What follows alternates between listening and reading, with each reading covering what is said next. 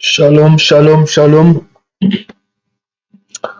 Gloire soit rendue à notre Dieu. Nous bénissons tous ceux qui sont réunis avec nous ce soir autour de ce programme, de ce moment où nous voulons partager la parole de Dieu. Ça fait un bon moment qu'on ne s'est plus retrouvés ensemble sur cette chaîne en direct.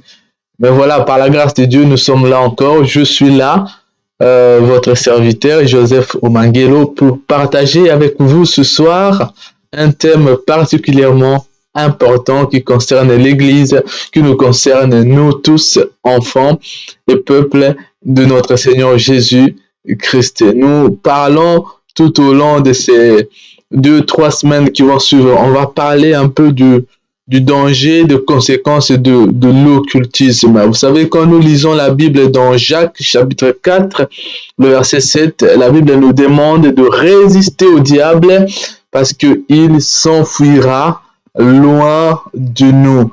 Alors, comment va-t-on résister à cet ennemi qu'on ne connaît pas? Plusieurs d'entre nous, plusieurs chrétiens, plusieurs enfants de Dieu sont dans une grande ignorance en ce qui concerne le monde spirituel, en ce qui concerne donc le monde invisible, le monde occulte. Donc, nous voulons avoir une série de émissions, de vidéos avec pas mal d'invités et des témoignages où nous voulons aborder la question de l'occultisme, la question du monde invisible. Et donc, ce soir, ça va être un peu comme notre introduction où nous allons essayer de présenter et de comprendre le monde invisible.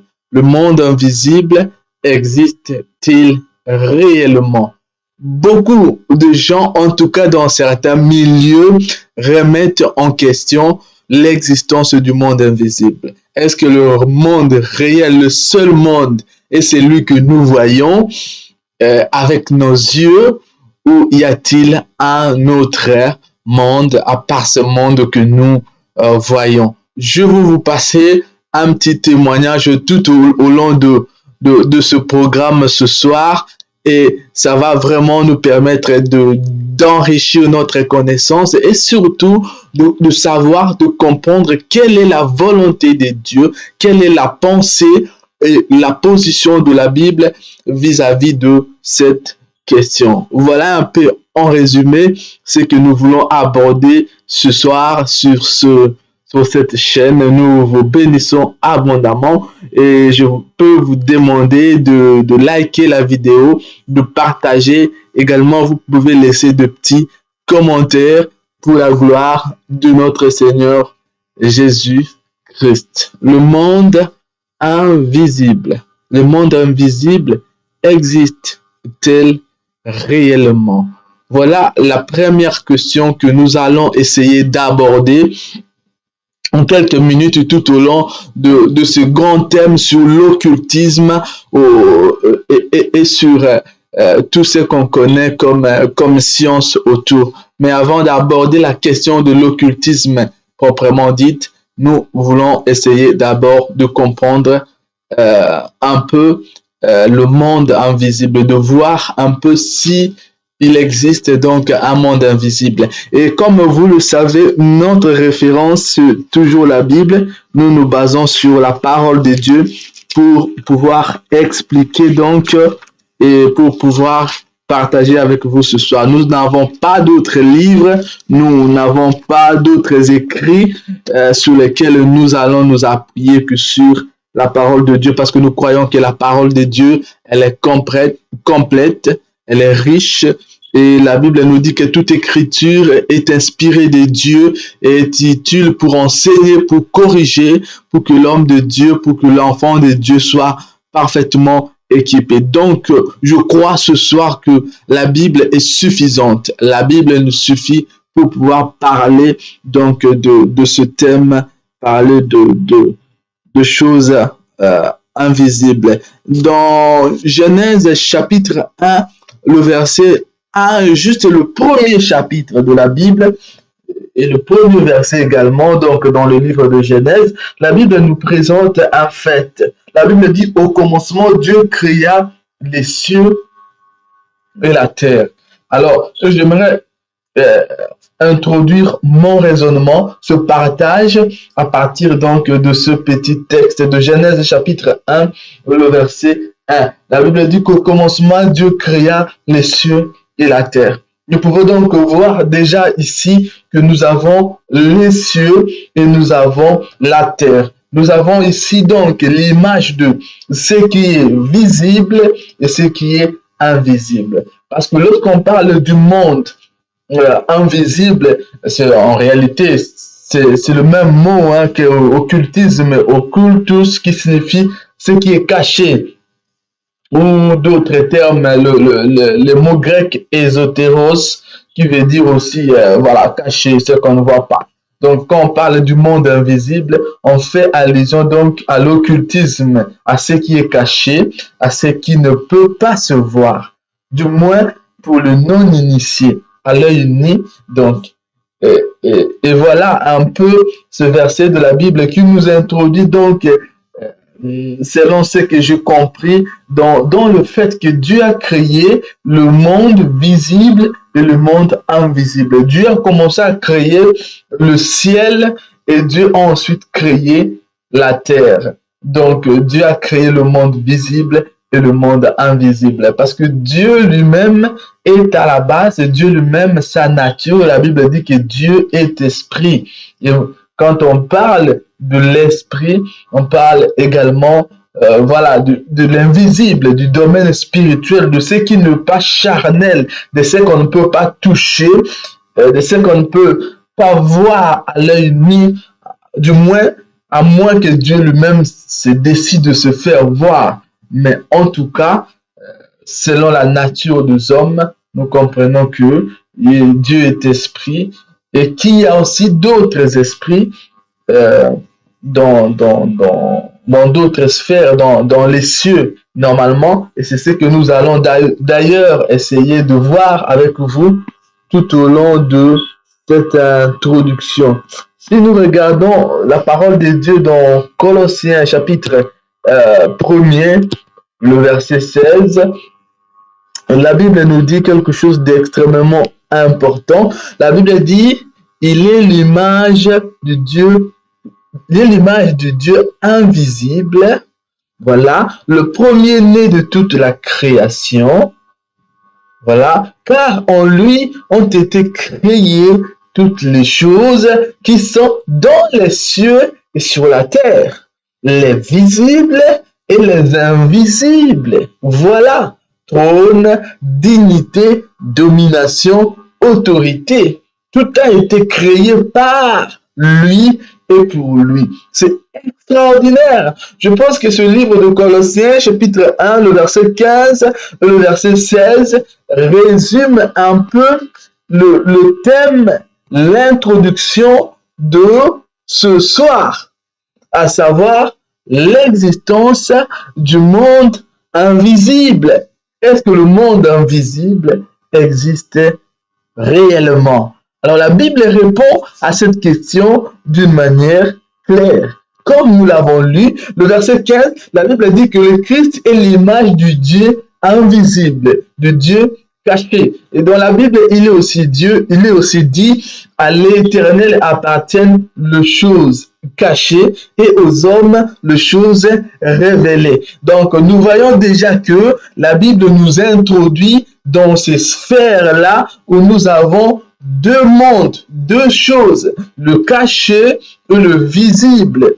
Amen. Donc, Christ, la Bible dit, il est l'image du Dieu invisible. Nous comprenons ici déjà que Dieu est invisible. Et donc, ce qui y est invisible est donc caché, est en quelque sorte occulte, occultus, au sens vraiment premier du mot, pas occulte au sens voilà, péjoratif que nous allons aborder plus tard, mais au sens premier du mot, ça veut dire ce qui est caché. Et la Bible dit donc qu'il est le premier de la création. Verset 16, c'est surtout ça qui nous intéresse. La Bible dit, car en lui, donc en Jésus, ont été créées toutes choses qui sont dans les cieux et sur la terre. Nous voyons encore ici, la Bible nous ramène, comme j'ai dit, dans Genèse chapitre 1, le verset 1. Au commencement, Dieu créa les cieux et la terre. Et dans Colossiens 1,16, la Bible dit, en lui ont été créées toutes choses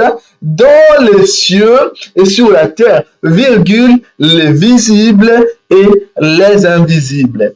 Entre autres, la Bible donne quelques exemples de choses invisibles. Il s'agit des trônes, des dignités, des dominations, des autorités. Et qui donc tout a été créé pour lui et par lui. Voilà. Donc, à partir déjà de ce passage, de ces deux passages que nous avons lus, frères et sœurs, on peut déjà essayer d'avoir la pensée de la Bible, la pensée de Dieu en ce qui concerne l'existence du monde invisible. Le monde invisible existe réellement. Amen. Le monde invisible existe. La Bible est en train de nous affirmer ici que le monde invisible, Dieu a créé en Christ les choses qui sont visibles et les choses qui sont invisibles.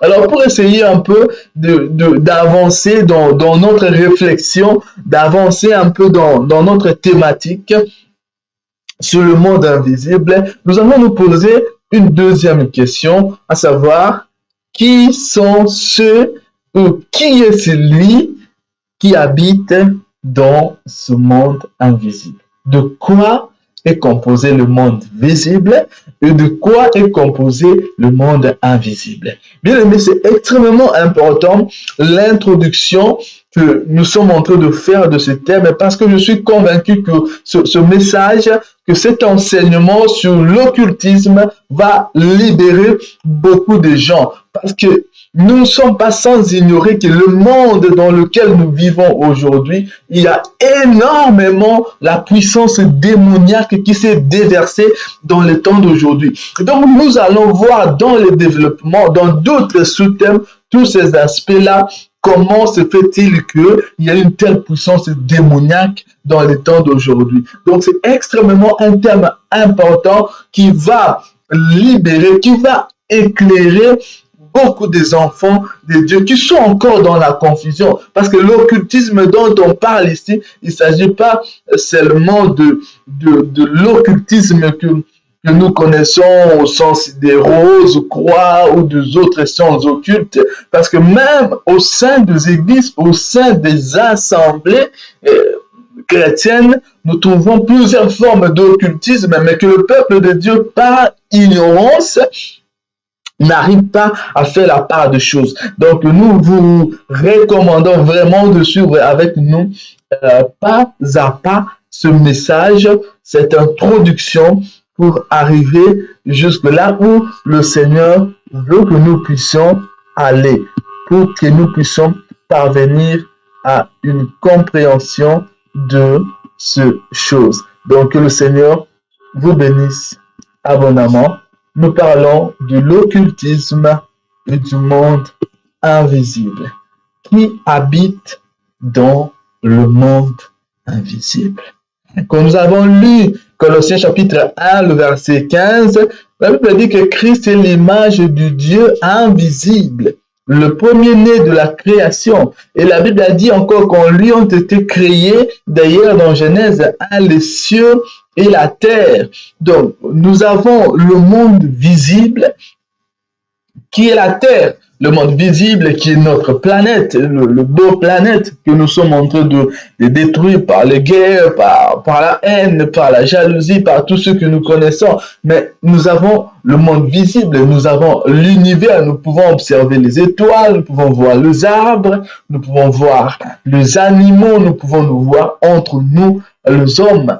Donc, il y a ce part-là de monde visible qui est composé de ce que nous pouvons voir. Mais lorsque nous parlons du monde invisible, le monde invisible est essentiellement composé, habité, occupé par les esprits. Ce monde qu'on ne peut pas voir, c'est un monde qui est habité par les esprits. Alors le monde invisible, nous avons d'une part le monde invisible, là où Dieu habite, nous avons Dieu les anges des dieux, mais nous avons aussi le monde invisible, ce qui est qualifié d'occultisme au sens que nous les connaissons aujourd'hui, c'est-à-dire de monde invisible qui est aussi occupé par Satan, par le démon. Donc, et les démons et Satan, Satan et ses acolytes, les démons, et Dieu et ses anges occupent ce que nous appelons communément le monde invisible, le monde qu'on ne voit pas. En tout cas, on ne voit pas ce monde-là à l'œil nu, à moins qu'il se décide de se faire voir ce monde-là. Mais nous ne le côtoyons pas de la même manière que nous pouvons nous côtoyer les uns avec les autres. Donc, le monde invisible est occupé par les esprits. Le monde invisible est occupé par ce que nous ne pouvons pas voir. Et lorsque nous lisons la Bible, nous allons remarquer dans plusieurs passages que nous allons exploiter plus tard, d'abord même dans Deutéronome chapitre 20, nous allons voir que Dieu est en train de donner un avertissement important. Nous pouvons prendre nos Bibles dans Deutéronome et dans Exode plutôt, nos excuses. Exode chapitre 20, nous allons vraiment baser notre réflexion et notre message sur ce passage parce que c'est extrêmement important. Écoutez à partir du verset 3. Dieu dit, tu n'auras point d'autre Dieu devant ma face. Voilà, ça c'est clair. C'est Dieu qui est en train de parler.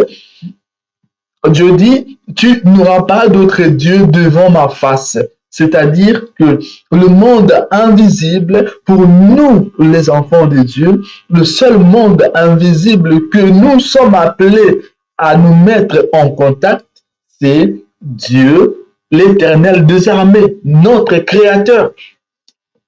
C'est le Seigneur Jésus-Christ, c'est le Saint-Esprit. Et d'ailleurs, Dieu nous donne le Saint-Esprit pour nous permettre d'entrer en contact avec lui, pour lui parler, pour prier, pour accéder, parce que Christ est venu réconcilier notre monde, est venu réconcilier l'homme avec Dieu. Ça veut dire il est venu nous offrir l'accès à la spiritualité, l'accès à Dieu. Christ est venu ouvrir la porte qui était fermée par le péché, pour que l'homme qui vit dans le monde visible puisse accéder au monde invisible, puisse avoir accès à Dieu. Parce que nous le savons bien, c'est au travers du péché, dans Genèse chapitre 3, le verset 15, nous voyons que c'est le péché qui a rompu, c'est le péché qui a coupé le pont entre Dieu et l'homme, entre le monde invisible et le monde visible. Parce que commencement, avant le péché, Dieu était en contact, l'homme était en contact avec ce monde, avec Dieu. Donc, Christ est venu restaurer au travers du Saint-Esprit. Donc, bien aimé, il est important que nous puissions comprendre ce soir ce que Dieu veut nous enseigner. C'est-à-dire que nous ne pouvons, la Bible n'autorise pas, Dieu n'autorise pas un homme, un enfant de Dieu à entrer en contact avec le monde invisible, satanique, ni avec les démons, ni avec le sorcier, ni au travers de toutes pratiques que nous allons développer, ni au travers de l'astrologie, ni au travers de formules, ni au travers de rien du tout. Dieu dit dans Exode 23, tu n'auras point d'autre Dieu devant moi. Nous allons voir la conséquence de ces choses et la raison pour laquelle Dieu est en train d'interdire cela. Donc, nous sommes en train de parler du monde invisible. Il est extrêmement important de comprendre, une chose que nous voulons également développer, c'est que à partir du moment où le péché est entré dans le monde, Dieu la relation entre l'homme et Dieu a été interrompue, a été coupée. Alors, le monde occulte, l'occultisme ou les sciences occultes ou Satan, parce que Satan est l'incarnation, il est la représentation de ce monde satanique, de ce monde de l'occultisme au sens que que nous connaissons aujourd'hui. Et donc l'occultisme, qu'est-ce que l'occultisme vise? Qu'est-ce que Satan vise? À partir du moment où l'homme ne peut pas entrer en contact avec Dieu à cause du péché, Satan ou les occultistes ou les sciences occultes prétendent donc ouvrir à l'homme l'accès au spirituel, l'accès à une connaissance spirituelle au travers de formules, au travers de manifestations et au travers de toutes sortes de choses. Mais ce que Dieu nous interdit formellement. Donc, nous devons comprendre que l'occultisme est donc interdit. Dieu nous interdit de nous mettre en contact donc avec toute autre forme de monde invisible, parce que nous savons que lorsque Satan a été précipité, lorsque Satan a été vaincu au ciel, la Bible dit qu'il a été précipité sur la terre. Donc Satan vit sur la terre. La Bible parle de lui comme le prince de l'air. Mais nous ne le voyons pas parce qu'il fait aussi partie de ce monde invisible, de ce monde occulte. Mais il y a des gens qui savent comment invoquer les esprits, comment se mettre en contact avec le monde, comment parler avec les esprits. Nous allons voir ça. Ce n'est pas l'objet de l'étude de ce soir. Ce soir, nous sommes juste dans l'introduction pour vous présenter ce thème sur l'occultisme. Donc, nous vous demandons de rester vraiment branchés, de rester connectés avec nous pour la suite. Il est important de comprendre, quand on parle également de Satan, de comprendre un peu la nature de cet homme, qui est réellement Satan, le diable. Regardons dans le livre d'Ézéchiel, le chapitre 28, le verset 13 au verset 14. La Bible dit, tu étais en Éden, le jardin de Dieu. Tu étais couvert de toute espèce de pierres précieuses, de sardoine, de topaz, de diamants, de chrysolites, d'onyx, de jaspe, de saphir, ainsi de suite. Au verset 14, la Bible dit, tu étais chérubin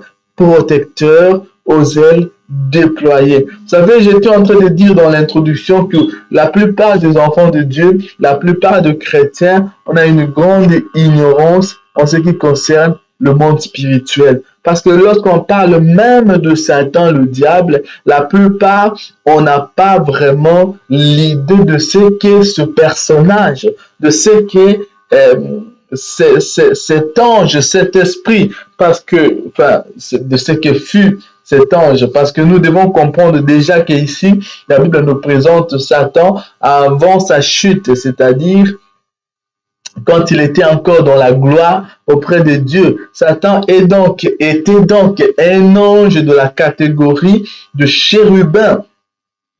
C'est extrêmement important de comprendre ce que nous disons.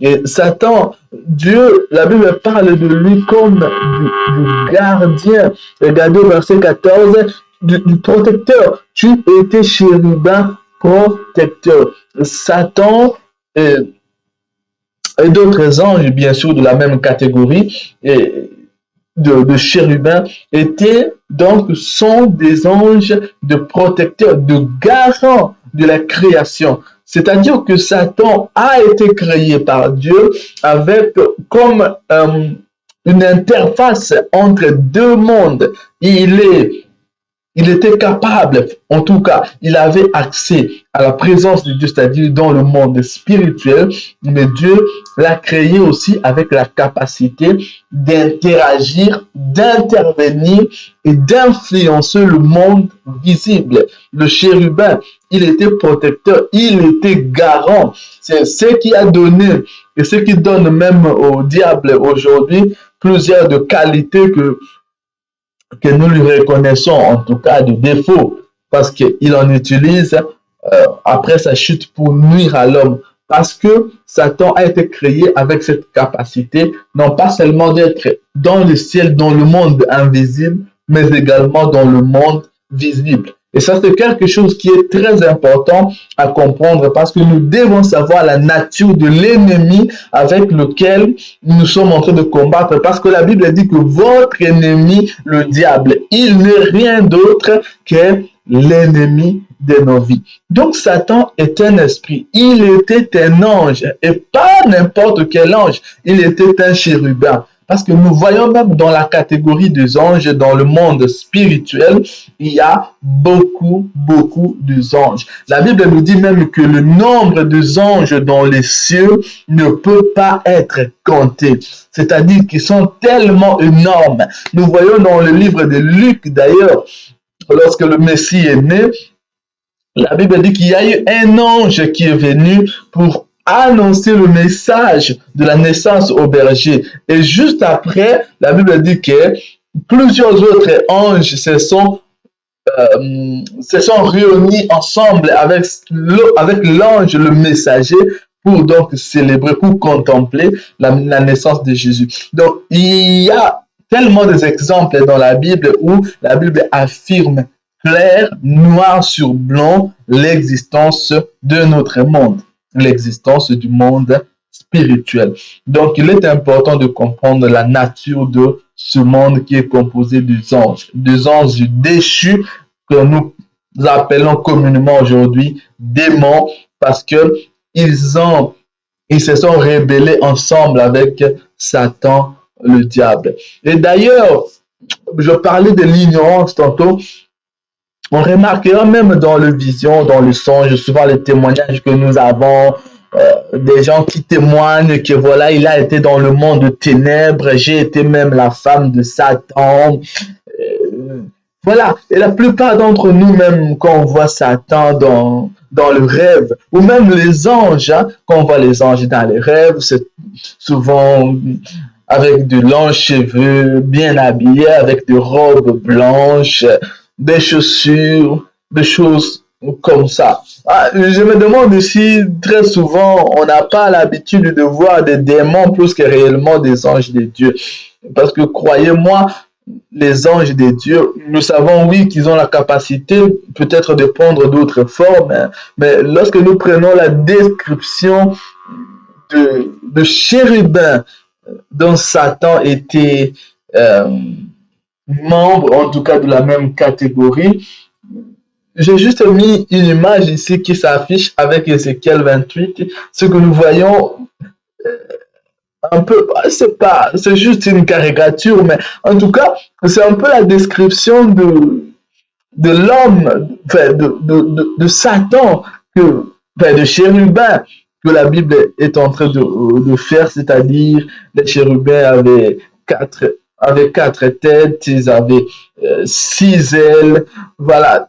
C'est extraordinaire. Je pense que dans nos visions, même les plus folles, en tout cas, c'est pas ce que nous voyons, parce que je pense que même si un ange de Dieu nous apparaissait avec cette forme, 4 têtes, la tête d'un homme, la tête d'un lion, c'est extrêmement compliqué. Je pense que voilà. Donc, nous devons comprendre que, en tout cas, cette description se trouve dans Ézéchiel chapitre 1, où nous voyons la Bible en train de décrire les chérubins, la description physique de cet ange. Et la Bible dit que dans le ciel, il y a énormément de créatures. Nous connaissons les 4 êtres vivants.